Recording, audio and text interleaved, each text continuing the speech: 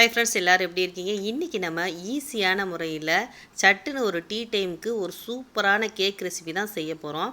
நம்ம கேக் எக்ஸ்பர்ட்லாம் கிடையாது, பட் வீட்டில் சாப்பிட்ணுன்னு தோன்றப்ப செஞ்சு சாப்பிட்ற மாதிரியான ஒரு கேக் தான் இது. கண்டிப்பாக நல்லாயிருக்கும். அதுக்கு முன்னாடி மறக்காமல் நம்ம சேனலை சப்ஸ்கிரைப் பண்ணிக்கோங்க. வாங்க பார்த்துடலாமா? ஒரு மிக்ஸி ஜார் எடுத்துக்கோங்க. இந்த மாதிரி 2 முட்டையை அதில் கட் பண்ணி ஊற்றிக்கோங்க. கடாக் முட்டையை கட் பண்ணி ஊற்றியாச்சு. இப்போது இதில் ஒரு 4 ஸ்பூன் சுகர் ஆட் பண்ண போகிறோம். போட்டாச்சு. இப்போது ஒரு 2 குழிக்கரண்டி அளவுக்கு இதில் நம்ம ஆயில் ஆட் பண்ணுறோம். நீங்கள் எந்த ஆயில்னாலும் நீங்கள் ஆட் பண்ணிக்கிறலாம். அதாவது சன்ஃப்ளவர் ஆயில். ஒரு மூடி அளவுக்கு வெண்ணிலா எசன்ஸை ஊற்றிட்டு அப்படியே இதை மிக்சியில் போய் நம்ம பிளெண்ட் பண்ணிட்டு வந்துடுவோம். பிளெண்ட் பண்ணியாச்சு. இப்போ ஒரு கப் அளவுக்கு மைதா போட்டு 1 ஸ்பூன் பேக்கிங் பவுடரு, ஒரு 1/4 ஸ்பூன் பேக்கிங் சோடா, ஒரு பிஞ்ச் அளவுக்கு சால்ட்டு, இது எல்லாத்தையும் போட்டுட்டு நல்லா சலிச்சாச்சு. அவ்வளவே தான். இப்போது நம்ம பிளெண்ட் பண்ணிட்டு வந்த மிக்சரையும் இதையும் சேர்த்து ஒன்றா கலக்கிட்டு ஒரு 4 ஸ்பூன் அளவுக்கு இதில் நம்ம பால் சேர்க்க போகிறோம். சேர்த்துட்டு அப்படியே நம்ம கலக்குவோம் அப்படின்னு நல்லா கலக்கி எடுத்தாச்சு. பாருங்கள், இந்த மாதிரி இதே பக்குவத்தில் நீங்கள் கலக்கி எடுத்துகிட்டு அப்படியே அதில் ஒரு கோலத்தை போட்டுருங்க, நான் போட்டது மாதிரி.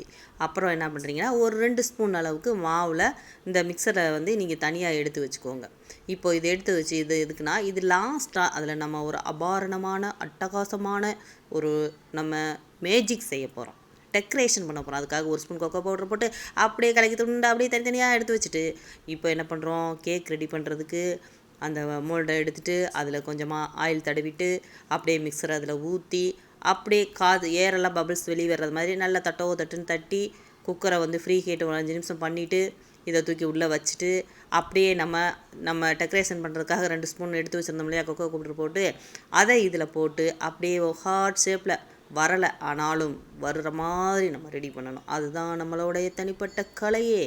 அதனால் என்ன செய்கிறோம், அப்படியே எல்லாம் ரெடி பண்ணிவிட்டு குக்கரில் போட்டு ஒரு 30 மினிட்ஸ் அப்படியே வச்சு எடுத்தா சும்மா வேற லெவலில் ரெடி ஆயிடுச்சு ஃப்ரெண்ட்ஸ். பார்த்துக்கோங்க.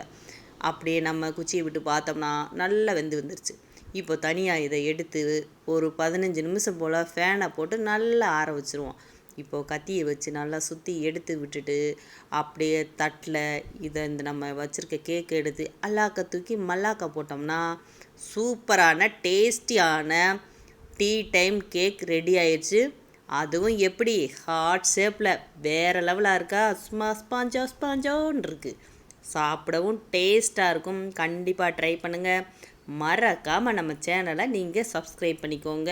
இந்த மாதிரியான வீடியோஸ் உங்களுக்கு பிடிச்சிருந்தா இந்த வீடியோவுக்கு ஒரு லைக் பண்ணிடுங்க. அவ்வளவே தான் ஃப்ரெண்ட்ஸ். வீடியோ பார்த்த ஃப்ரெண்ட்ஸ் எல்லாருக்கும் நன்றி.